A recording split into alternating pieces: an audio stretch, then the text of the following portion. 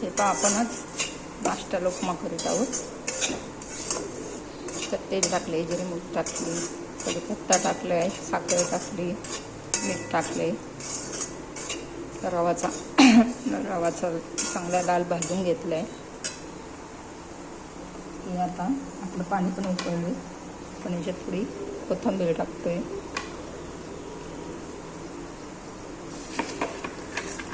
शेंगदाणे पण टाकतोय.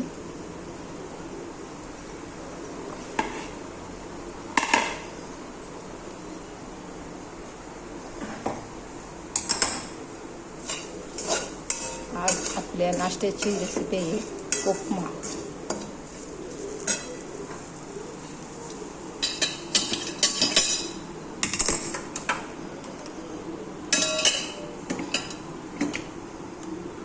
हे पहा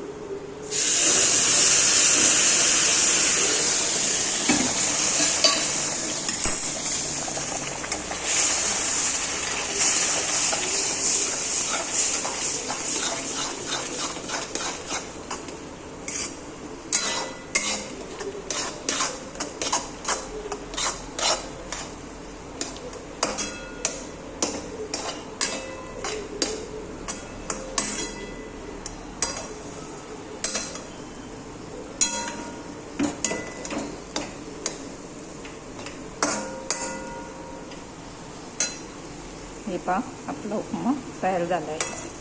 खाण्यासाठी रेडी. नक्की खा आणि कसा झाला मला कमेंटमध्ये नक्की सांगा.